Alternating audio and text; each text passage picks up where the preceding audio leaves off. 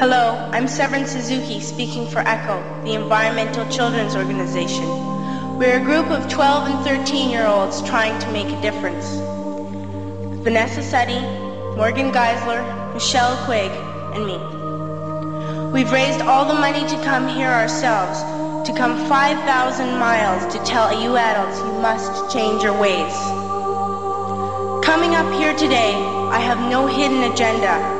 I am fighting for my future. Losing my future is not like losing an election or a few points on the stock market.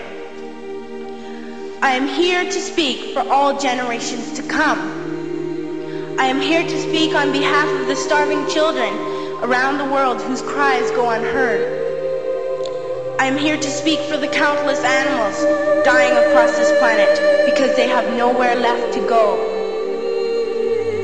I am afraid to go out in the sun now because of the holes in our ozone. I am afraid to breathe the air because I don't know what chemicals are in it.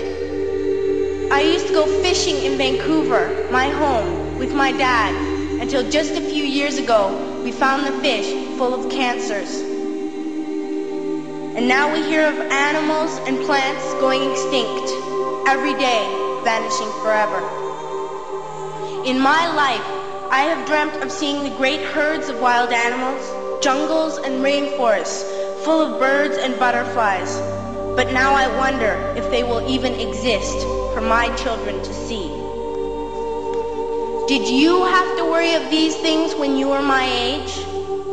All this is happening before our eyes, and yet we act as if we have all the time we want and all the solutions. I'm only a child and I don't have all the solutions.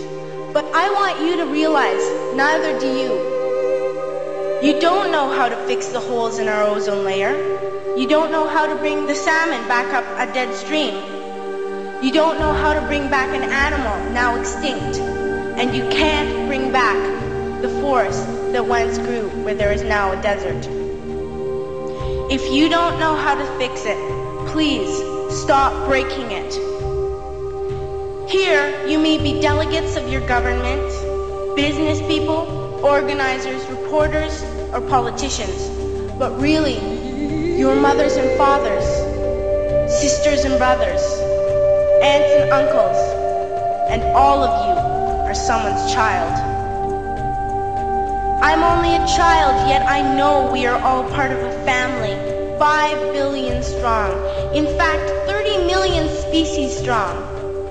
And borders and governments will never change that.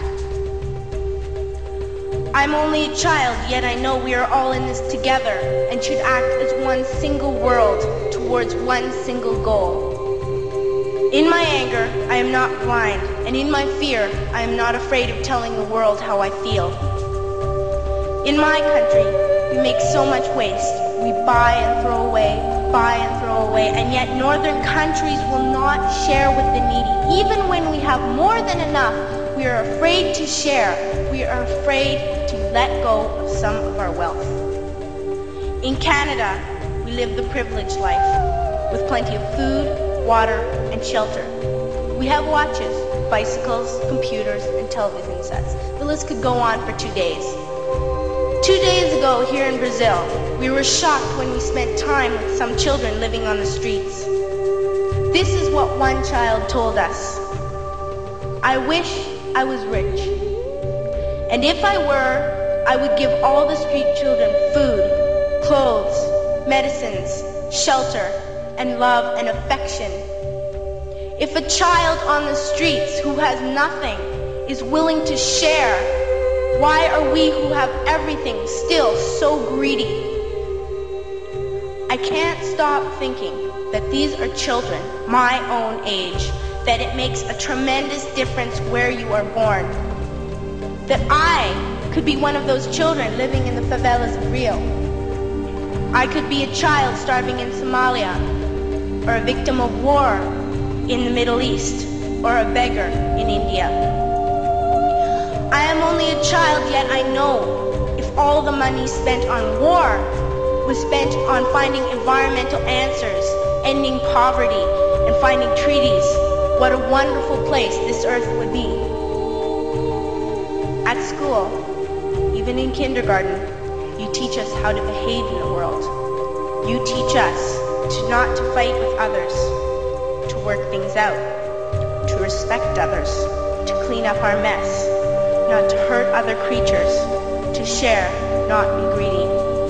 Then why do you go out and do the things you tell us not to do? Do not forget why you are attending these conferences, who you're doing this for. We are your own children. You are deciding what kind of world we are growing up in.